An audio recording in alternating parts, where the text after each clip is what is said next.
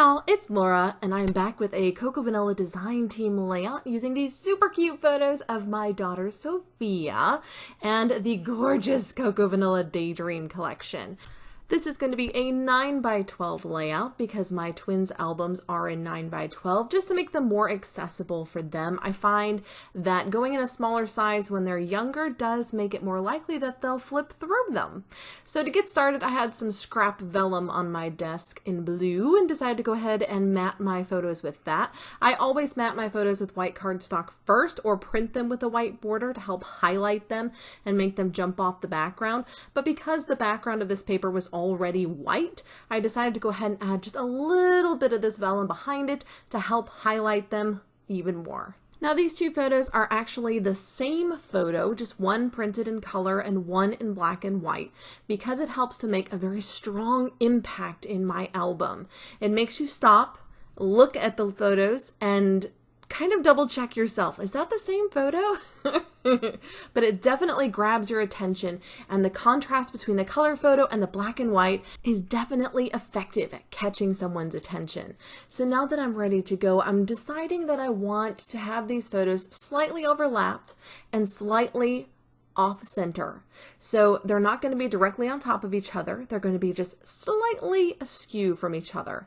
And then I'm going to add some banners behind them, or rather faux banners, because it's not going to be a full piece of paper that runs behind the photos, but small sections that have a banner on one end and an arrow on the other. But we'll get to that part later. At first, I thought I was just going to use the banner end. So using my little trick of cutting down the center and then cutting in from the corners to make that fish tail, I'm going to go ahead and stick those behind my photo as kind of a landing spot, a little bit of a boundary, something that adds some linear structure to my background. I like to do that because it gives your eye a place to rest. It just makes sense that there would be some sort of a shelf, some sort of a boundary that would help to hold these photos into place. At least that makes sense in my mind.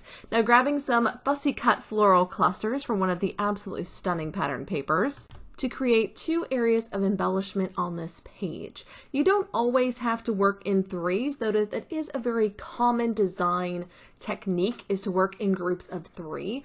It also works to work on a diagonal, so the embellishing for this layout starts up in the top left and moves down into the top right, and that helps guide your eye through the photos, and there will be more at the bottom of the layout as well. But you can also work in a symmetrical format if that's more pleasing to your eye, and that's really what I'm going for here. So I'm going to have a similar sized cluster at the top left and at the bottom right of these photos.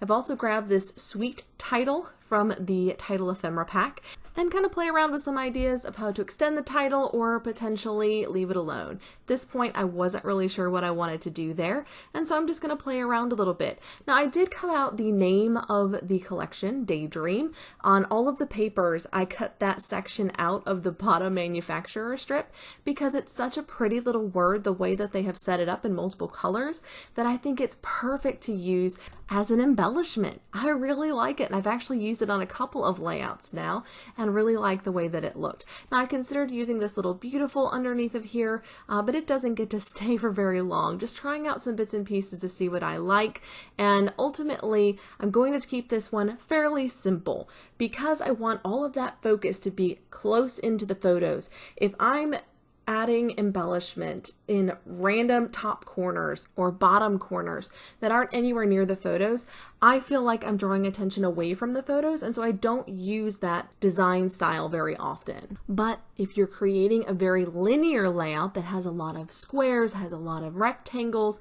having that extra element away from the linear area on your scrapbook page can help to kind of break that up and kind of soften that linear look. So it really depends on what your base design is. So I want to have journaling on this layout. I journal on just about every single layout that I do, and I thought for a while of popping this little journaling spot over here on the right side. The problem with doing that is that it then leaves the other side unbalanced. And when I try to add something to the other side to balance that out, it just ends up feeling really heavy and overdone. So that journaling spot will not stay, and I'll end up replacing it later on. Now I'm adding some butterflies into the clusters just to extend them a little bit, give them a little bit more interest than just the floral. And that's a fun way to take your embellishing to a next level, is to tuck different things inside of your floral clusters. I have done this with dogs. I have done this with school supplies. I have done this with any number of random embellishments just to add a little bit of interest, just to make it kind of fun. And when people spot those things in my layouts, they often have a good little laugh, a little chuckle, like, okay, wasn't expecting that. And I really enjoy that. So these little rainbows are going to add just a nice round feel to them, just a nice little extra element to those clusters, and kind of fill them up a little bit. Now I will tape all of this down off camera, as I don't really enjoy making everybody watch that on my videos, but I do bring in these absolutely adorable, fluffy, puffy hearts. I love these, and I hope we see them in many, many more collections in the future, because these puffy hearts were so much fun to work with, and I was so excited to get 2 of them on this layout. They don't add a ton of bulk, they're fairly thin, but they look so three-dimensional and add such a pop to the layout. I absolutely love them. Another way to add interest to your clusters is to vary the size of the elements you're putting into it. So I have that very large floral, I have that sort of medium-sized rainbow, and then I have the small little hearts. So those 3 sizes help that to become an interesting looking cluster. If everything was the same size, it would probably just feel very heavy in that one spot, or overly light if all you used were tiny things. And by having that varying size, just makes it look a little bit more interesting, and it's a lot more fun to put together. Now, I've wanted to get one of these red puffy hearts onto a layout for quite a while, but I tend to use the more pink tones in this collection. And because I had several of those beautiful florals that had those red tones, I was super excited to get one of those red puffy hearts onto this layout.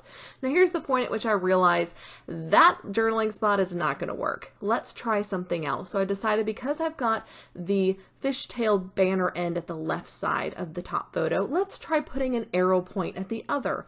And I really like how that turned out. I think it gave the whole layout a little bit of movement, kind of guides your eye to the right through the first photo and then down to the left with the second photo. Now that this is all taped down, I do want to go ahead and swap those hearts, because I realized that most of the reddish colors were up in that top left cluster, and I wanted to bring some of that red down into the bottom right cluster. So I'm spreading that color around the page.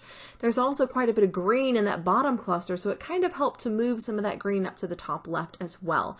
Now, I just used some double-sided tape to attach these, because I was pretty sure if I used some form of glue, it would just seep into the puffy heart and probably not do a great job of adhering it.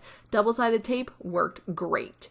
So now I'm going to play around with these tiny hearts. I've reached the point in my layout where I am doing some scattering and splattering. So this is what I do at the very end of every layout, is I find some little detail pieces, whether they're hearts and stars or just other random shapes in smaller sizes, and add them around my page in small clusters to help add detail, fine detail, those little things that make it feel complete. I equate it to a painting. You've put in the broad strokes, and now you have to come in with the fine lines. It helps to define your layout in a big way, so I never skip the scattering and the splattering. Now I'm going to do a little bit of controlled splattering with some Nuvo drops in place of enamel dots this time, and then I'll bring in some gold ink to splatter around my clusters. I am a big fan of splattering on layouts, but you could absolutely skip this step if you don't like that little bit of a messy look.